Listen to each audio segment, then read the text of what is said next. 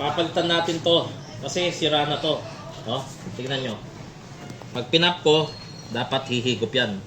Wala na, oh. Hindi na lumalabas yung diesel dito kasi sira na yung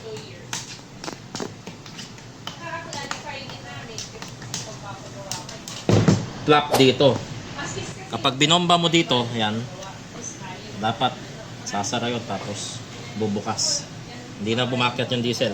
Ang ipapalit natin to bago. To, demo natin. Ayan, bago yan, no? Ayan, bago. So, to subukan natin, no? Tipigay natin to, itong PT pump nya. O, tignan nyo. May higop po, ayun, no? O, tignan mo. Ayun, o. O, ay, matangkal. O, yun, may higop pa yun, no? Ayan. Pag ganyang may higop, kaya niyang ilabas yung diesel. So, dito natin install to.